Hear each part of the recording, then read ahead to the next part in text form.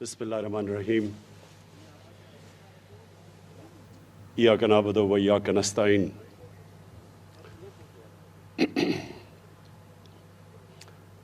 جناب Usman Buzdar, federal ministers, provincial ministers, members of parliament, خواتین و حضرات،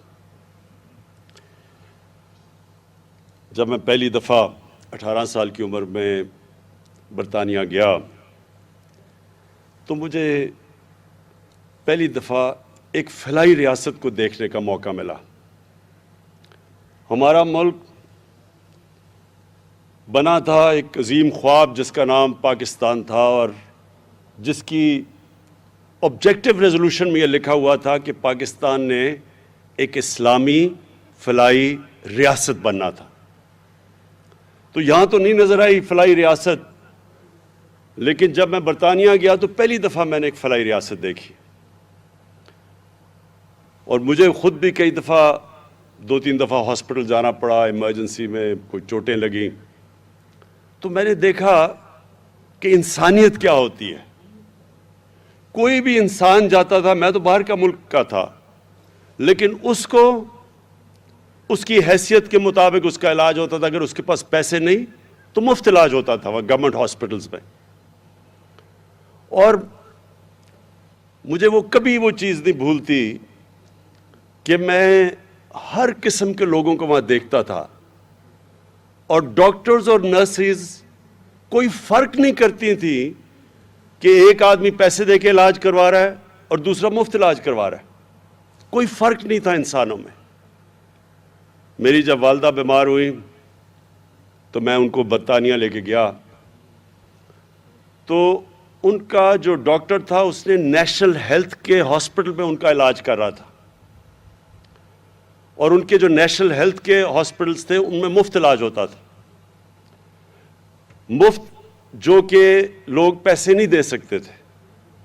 تو میں اپنی والدہ کے لیے پیسے دے کے علاج کروا رہا تھا، اور ان کے ساتھ والے بستر پہ ایک عورت تھی جس کا مفت علاج ہو رہا تھا۔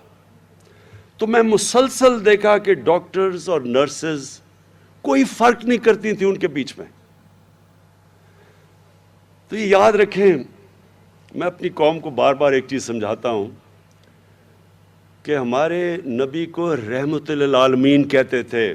اللہ نے قرآن میں ان کو رحمت للعالمین بنایا تھا، سب انسانوں کے لیے رحمت بن کے آئے تھے۔ اس کو اگر ایک قدم آگے لے جائیں تو جو بھی ان کی سنت پہ اور ان کے راستے پہ چلے گا، اللہ کی رحمت ان لوگوں کے اوپر آئے گی۔ تو میں نے تو اپنی آنکھوں سے دیکھا کہ وہ ملک جو ہمارے دین والے تو لوگ نہیں وہاں، لیکن میں نے اللہ کی برکت دیکھی ادھر۔ وہاں اس طرح کے حالات نہیں جو ہمارے ملک میں، کیونکہ وہ مدینہ کے ریاست کے زیادہ قریب ہے ہمارے سے۔ اسکینڈینیویا چلے جائیں، وہاں اور زیادہ قریب ہیں، برطانیہ سے بھی بہتر فلاحی ریاست ہے۔ لیکن آپ اپنی 50 سے اوپر مسلمان ملک ہیں، اور مجھے زیادہ تر موقع ملا ان مسلمان ممالک میں جانے کا، اور مجھے افسوس سے کہنا پڑتا ہے کہ شاید ہی وہاں کوئی فلاحی ریاست میں نے دیکھی ہے۔ تو مجھے اس کے ایک محمد عبدو، بہت بڑا مسلمانوں کا عظیم اسکالر تھا، عالم تھا، تو وہ آج سے کوئی 150-125 سال پہلے جب یورپ گیا تو اس نے مصر واپس آ کے کہا کہ یورپ میں مجھے مسلمان تو نہیں نظر آئے، لیکن بڑا اسلام نظر آیا، اور مصر میں مسلمان تو بڑے ہیں لیکن اسلام بہت کم ہے۔ تو میں ہمیشہ سوچتا تھا کہ ہم کیسے، پاکستان میں اتنی بڑی ہماری آبادی ہے، ہم کدھر سے پیسہ لے کے آئیں گے اس ملک کو ایک فلاحی ریاست بنانے کے لیے؟ اور خاص طور پہ جو سب سے زیادہ پیسہ خرچ ہوتا ہے وہ وہ ہیلتھ پہ ہوتا ہے۔ اس سے تعلیم اور ہیلتھ پہ تقریباً ایک ہی برابر، لیکن ہیلتھ میں اور بھی زیادہ پیسہ خرچ ہو جائے، یعنی گورنمنٹ کے ہاسپٹل بناؤ، وہاں مفت علاج کرو، اور ساری آبادی کو کور کرو. تو میں سوچتا تھا کدھر سے پیسہ آئے گا, کیونکہ برطانیہ کا تو جو ہیلتھ بجٹ ہے, صرف ہیلتھ کے اوپر جو سالانہ بجٹ ہے, وہ پاکستان کے 22 کروڑ کے بجٹ سے کئی گنا زیادہ ہے. تو میں سوچتا تھا کدھر سے پیسہ آئے گا.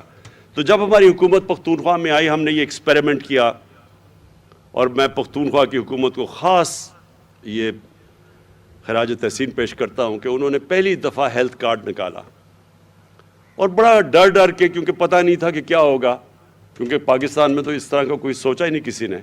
تو ہیلتھ کارڈ تھا صرف غریبوں کے لیے. پختونخوا میں پہلے ہیلتھ انشورنس نکالی انہوں نے.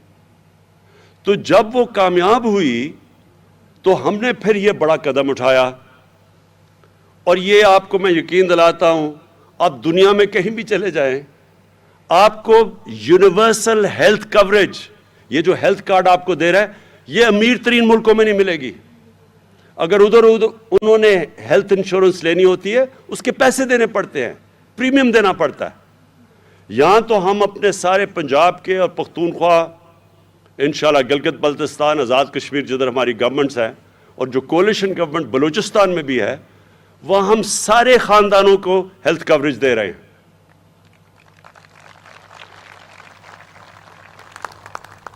تو یہ میں ذرا آپ کو دوسری چیز بتاؤں کہ اس سے اب کیا ہوگا.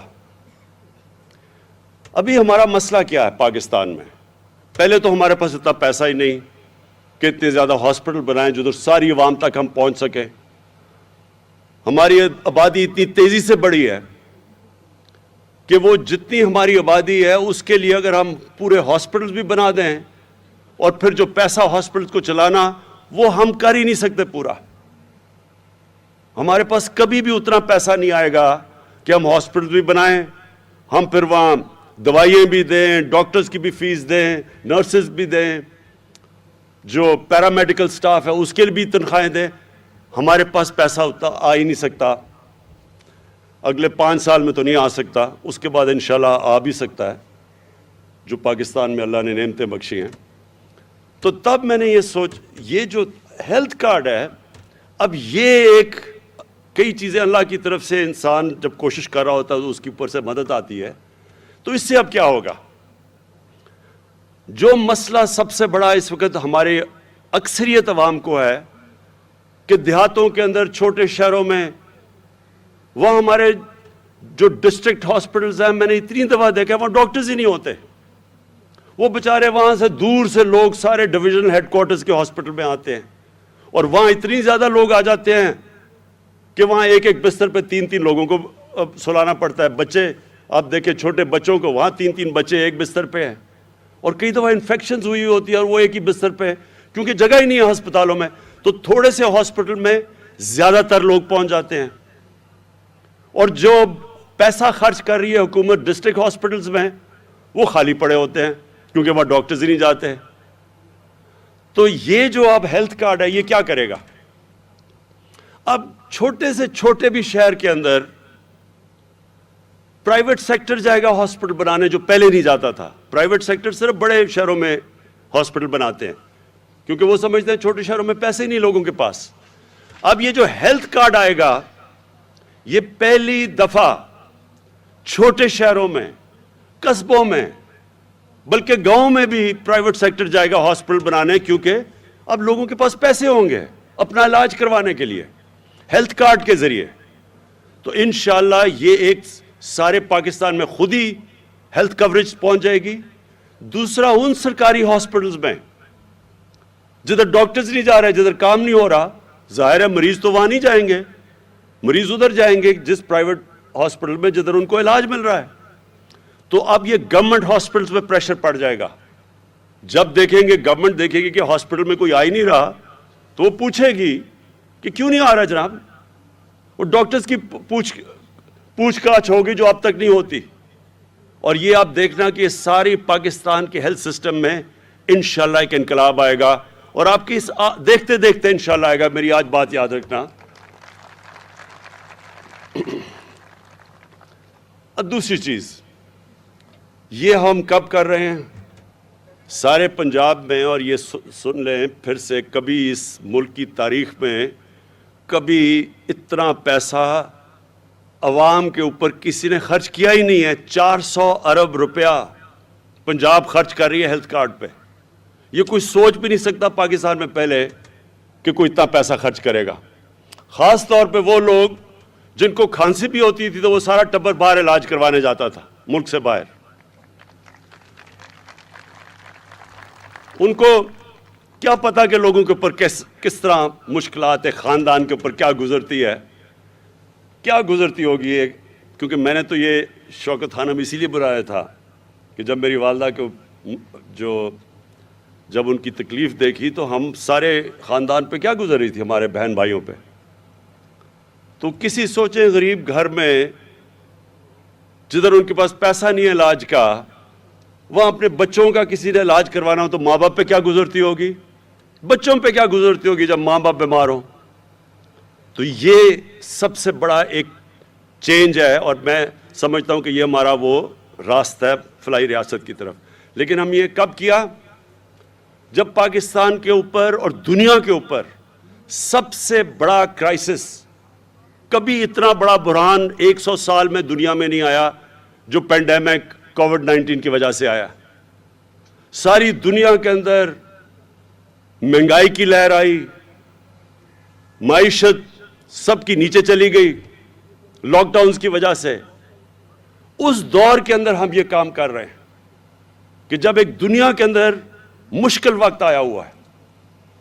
اور میں یہ بھی آج کہنا چاہتا ہوں اور اپنی گورنمنٹ کو, اپنی ٹیموں کو مبارک دینا چاہتا ہوں کہ جو ابھی خسرو بختیار نے بات کی کہ اکانومسٹ میگزین جو دنیا کی اکانومیز کا جائزہ لیتی ہے, جو ایک کریڈیبل بلو چپ میگزین سمجھی جاتی ہے اکانومیز کے اوپر, دنیا کی معیشت کے اوپر جو ان کے اوپر تبصرے کرتی ہے, اس کے مطابق پچھلے 3 سال میں کرونا کووڈ کے دوران پاکستان وہ ملک تھا جو ٹاپ 3 پوزیشنز میں 3 سال مسلسل, ساری دنیا میں وہ ملک جو اوپر کی 3 پوزیشنز میں آیا ہے. میں کئی دفعہ اپنے صحافیوں کو بھی کہتا ہوں کہ تنقید تو بہت اچھی چیز ہوتی ہے. تنقید تو ایک جمہوریت کا خون ہوتا ہے, لیکن تنقید بھی جب آپ کریں تو اس کو بیلنس کریں. ہر جگہ میں سنتا ہوں نااہل گورنمنٹ, یہ خیر اپوزیشن سے ان سے کیا امید لگائی جا سکتی ہے, انہوں نے تو کہنا ہی ہے کہ نااہل حکومت. لیکن نااہل حکومت ٹاپ 3 پوزیشنز پہ دنیا کے اندر کس طرح آ گئی, یہ کیسے آ گئی؟ ٹاپ 3 پوزیشن پہ کا مطلب ایک ہے اکانومسٹ کا نارملسی انڈیکس, کہ اس کے باوجود جس ملک نے اپنے لوگوں کو بہترین طریقے سے کرونا سے بھی بچایا اور اپنی معیشت کو بھی بچایا, تو وہ جو ملک دنیا میں ٹاپ 3 پہ آ سکتا ہے وہ کتنا نااہل ہوگا. اس طرح تو آپ کو دعا کرنا چاہیے کہ اور بھی لوگ اس طرح کے نااہل ہوں. اور دوسرا بلومبرگ, یہ بھی ایک انٹرنیشنل میگزین ہے جو ساری دنیا کی اکانومیز کا جائزہ لیتی ہے. بلومبرگ کے مطابق جو اگلے 10 سال میں جو پاکستان کی اکانومی سسٹینیبل ڈیولپمنٹ پہ چلی گئی ہے, یعنی پچھلے 10 سال سے اب تیزی سے اوپر جا رہی ہے. یہ بلومبرگ کا تجزیہ ہے. پھر ورلڈ بینک نے ویریفائی کیا ہے کہ پاکستان کی جو ابھی خسرو نے جو بیج بھی پہنا ہوا ہے کہ جو ہماری معیشت کی گروتھ ہوئی ہے یعنی دولت میں اضافہ ہوا ہے وہ 5.37% ہے. تو اگر اتنی بری حکومت کر رہی تھی تو یہ کس طرح, یعنی یہ وہ ہے جو نون لیگ نے 5ویں سال میں یہاں پہنچی تھی قرضے لے کے, خسارے بڑے بڑے کر کے. ملک کو جو کرنٹ اکاؤنٹ ڈیفیسٹ ہوتا ہے وہ پاکستان کی تاریخ کا سب سے بڑا خسارہ تھا. ہم نے یہ 5.37% کیا, سب سے کم کرنٹ اکاؤنٹ ڈیفیسٹ کو ختم کر کے, خسارے کو ختم کر کے کیا ہے. اس لیے بلومبرگ کہہ رہی ہے کہ ملک صحیح راستے پہ نکل گیا. اور اس کے علاوہ بھی دنیا پاکستان کی جو کلائمیٹ چینج جو اس وقت سب سے جو آگے سمجھ رہی ہے کہ دنیا کا بہت بڑا مسئلہ آ رہا ہے گلوبل وارمنگ کا, اس میں پاکستان کو لیڈر مانا جاتا ہے کہ ہم دنیا میں سب سے آگے ہیں. क्लाइमेट चेंज में बोरिस जॉनसन बरतानिया के प्राइम मिनिस्टर ने यूनाइटेड नेशंस में पाकिस्तान का नाम लिया कि यह मुल्क सबसे बेहतर काम कर रहा है क्लाइमेट चेंज की तरफ। हमारा जो एहसास प्रोग्राम है वो वर्ल्ड बैंक ने एक्नॉलेज किया कि दुनिया में चौथे नंबर पे सबसे बेहतरीन एहसास प्रोग्राम है। तो ये मैं वो बातें कह रहा हूं जो आप अपने मोबाइल के ऊपर चेक कर सकते हैं। अब तो बड़ा आसान है, गूगल करें कि क्या मैं सच बोल रहा हूं या नहीं बोल रहा। तो ये दुनिया की वो मुल्क, दुनिया की क्रेडिबल ऑर्गेनाइजेशंस पाकिस्तान के मुतल्लिक क्या कह रही हैं। हमारे जो पिछले 2 सरबराह गुजरे हैं पिछले 10 साल में, इनके ऊपर भी वैसे दुनिया बड़ा तबसरा करती थी। इनके भी दुनिया की बड़ी बड़ी मैगजीन्स में, अखबारों में इनके नाम आते थे। इनके ऊपर बीबीसी की दोनों डॉक्यूमेंट्री बनी थी, दोनों सरबराहों के ऊपर। लेकिन वो बनी थी कि इन्होंने किस तरह पाकिस्तान का पैसा चोरी किया, ये कितने करप्ट हैं। इनकी करप्शन की दास्तानें बाहर आती थी। कभी इनकी तारीफ नहीं की कि इन्होंने मुल्क का क्या फायदा करवाया है। और अब तो खैर एक गिनेस बुक ऑफ रिकॉर्ड्स में एक और चीज आने लगी है कि मकसूद चपड़ासी के पास 4 अरब रुपया उसके बैंक अकाउंट में कैसे आ गया। ये सारी दुनिया अब हैरान होगी कि 10,000 रुपया जो तनख्वाह लेता है आदमी, वो ये शहबाज शरीफ के बेटे की शुगर मिल के अंदर उसके बैंक अकाउंट में 4 अरब रुपया यानी कि 400 करोड़ रुपया कैसे पहुंच गया। जब आप इनकी तय में जाएंगे तो आपको पता चलेगा कि हमारा मुल्क क्यों नहीं उधर पहुंच सका जिधर इसको पहुंचना चाहिए था। अल्लाह ने इस मुल्क में हर किस्म की नेमत दी है, लेकिन अगर आप फैक्ट्री के ऊपर भी एक डाकू को बैठा देंगे, वो फैक्ट्री भी बैंकरप्ट हो जाएगी। ये जो बड़े बड़े खसारे हैं, ये हर उन मुल्क को आप उठा के देख लें जो गरीब मुल्क है। मैं आपको आज दावे से कहता हूं कि एक एक दुनिया में मकरूज और गरीब मुल्क देख लें जिधर गुर्बत ज्यादा है। हर जगह उधर इसी तरह के डाकू मुल्क के ऊपर बैठ के पैसा चोरी करके मुल्क का पैसा बाहर लेके जा रहे होंगे। कभी भी कौम इसलिए गरीब नहीं होती कि उसमें वसाइल की कमी है। कभी कौमें गरीब नहीं होती वसाइल की कमी से। स्विट्जरलैंड है ही नहीं वहां वसाइल। कोई बताए कि वो कैसे दुनिया का सबसे खुशहाल खित्ता है। क्योंकि स्विट्जरलैंड में कानून की बालादस्ती है। स्विट्जरलैंड में कोई सोचता ही वहां कोई चोरी नहीं है, कोई कब्जा ग्रुप नहीं है, कोई वहां उनका सरबराह की जरूरत नहीं है कि मुल्क का पैसा चोरी करके बाहर लेके जाए। इदारे मजबूत हैं। और ये हमारी अब स्ट्रगल है मेरे पाकिस्तानियों। हमारी जो स्ट्रगल है वो इस मुल्क को एक कानून की बालादस्ती के ऊपर खड़ा करना है, एक फलाई रियासत बनाना है जो कि अपने कमजोर तबके को ऊपर उठाएगी। और मदीना की रियासत में इन्हीं 2 असूलों के ऊपर वो एक कौम खड़ी हुई थी जिसने दुनिया की इमामत की थी। वही 2 असूल थे। कानून के ऊपर कोई नहीं था, कानून की बालादस्ती थी, सब कानून के नीचे थे। और दूसरा, दुनिया की तारीख की पहली फलाई रियासत बनाई गई थी। और इन असूलों पे पाकिस्तान को खड़ा होना चाहिए था। तो अल्लाह का शुक्र है कि हम उस रास्ते पे निकल चुके हैं। पहला हमारा ये बहुत बड़ा एक एहसास प्रोग्राम है, एक कामयाब जवान प्रोग्राम है। और अब ये जो हेल्थ कार्ड है, ये सारा एक पाकिस्तान को फलाई रियासत की तरफ लेके जा रहा है। और दूसरा जो हमारा मुकाबला ये डाकुओं के टोले से है, और इनका सबसे बड़ा मसला ये है कि कानून के नीचे अपने आप को नहीं लाना चाहते। ये चोरी करें तो जी हमें एनआरओ दे दो, गरीब बेचारा चोरी करे तो वो जेल में। और शायद इसीलिए हमारे नबी सल्लल्लाहु अलैहि वसल्लम ने कहा था कि तुम्हारे से पहले बड़ी कौम तबाह हुई, जिधर बड़े डाकू चोरी करे तो आप उसको छोड़ दें और एनआरओ दे दें, और गरीब चोरी करे तो उसको जेल में डालें। जिस तरह हजरत अली रजी अल्लाह ताला ने कहा था कि कुफर का निज़ाम चल जाएगा, लेकिन इस तरह का जुल्म और नाइंसाफ़ी का निज़ाम जिधर अमीर याशी करे चोरी करके और दूसरा बेचारा सिर्फ गरीब जेलों में जाए, वो निज़ाम नहीं चल सकता। और आज अगर आपने देखना है کیونکہ مجھے موقع ملا ہے اس اپنی عمر میں ساری دنیا تقریباً پھرا ہوں، ہر غریب ملک کے اندر یہی ہمارے نبی صلی اللہ علیہ وسلم کا جو حدیث ہے وہ ہر غریب ملک میں یہ قابو آتی ہے۔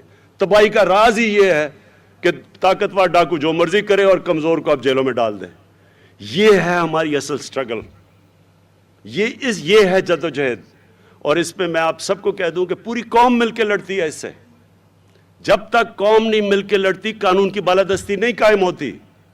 میں جو مرضی کروں، اگر ہماری قوم بڑے بڑے ڈاکوؤں کو وہ نیب جا رہے ہیں تو ان کے اوپر پھول پھینکیں گے، آپ وہ ہمارا ایک بڑا ادارہ سپریم کورٹ بار ایسوسی ایشن عدالت میں جا کے کہے گی کہ جی دیکھیں ایک آدمی جو چوری کر کے ملک سے باہر بھاگا ہے، کنوکٹ ہوا ہے، جھوٹ بول کے باہر بھاگا ہے، وہ کہیں جی اس کو پھر سے موقع دینا چاہیے آگے پھر سے وہ میچ کھیلے، تو پھر چوری میں بری چیز کیا ہے؟ اگر آپ اس میں برائی نہیں آپ کو نظر آ رہی تو پھر چوری میں بری چیز کیا ہے؟ وہ بیچارے غریبوں کو جیلوں میں کیوں بند کیا ہوا ہے؟ ان کو تو کھولو سب سے پہلے، ان کے تو بیچارے، ان کے جو بیوی بچے ہوں گے، آپ کو تو یہاں اگر بیچارہ ایک کمانے والا جیل میں چلا جائے تو پیچھے کیا ہوتا ہوگا؟ تو ان کو بیچاروں کو کیوں بند کیا؟ اگلی پٹیشن یہ کریں کہ جیل کھول دیں پاکستان میں، کہ صرف طاقتور کو ہی آپ نے چھوڑنا ہے، وہ جو مرضی کرے۔ اربوں روپے کی پراپرٹیز میں لنڈن بیٹھے ہوئے ہیں، دونوں بیٹے باہر، اربوں روپے کی پراپرٹیز۔ میں لنڈن جانتا ہوں، سب سے مہنگا لنڈن یورپ میں سب سے مہنگا شہر ہے، لنڈن کی سب سے مہنگی جگہ کے اوپر ان کے گھر ہیں، اربوں روپے کے گھر ہیں، بچوں کو باہر باہر بھجوا دیا ہے۔ 3 دفعہ ملک کا پرائم منسٹر سے پوچھے جی کہ بچوں کے پاس اربوں سے روپیہ کدھر سے آیا؟ کہتا جی مجھے تو نہیں پتا، میرے بچوں سے پوچھو۔ بچوں سے پوچھنے جائے وہ کہتے جی ہم تو پاکستان کے شہری نہیں ہیں۔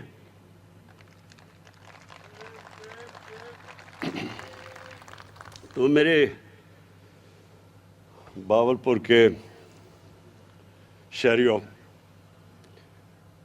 میں آج بڑی مجھے خوشی سے آپ کے سامنے یہ ہیلتھ کارڈ لے کے آیا ہوں، اور میں یہ بھی آپ کو بتا دوں کہ انشاءاللہ جو ساؤتھ پنجاب کا ہم نے آپ سے وعدہ کیا تھا، یہ پہلی ہماری، باقیوں نے بھی آپ سے وعدہ کیا ہے، لیکن انشاءاللہ یہ حکومت وہ آپ کا وعدہ پورا کرے گی، اور وہ اس لیے کرے گی کہ میرا ایمان ہے کہ ساؤتھ پنجاب کے لوگوں سے ناانصافی ہوئی ہے، ان کو شیئر نہیں ملا، ان کا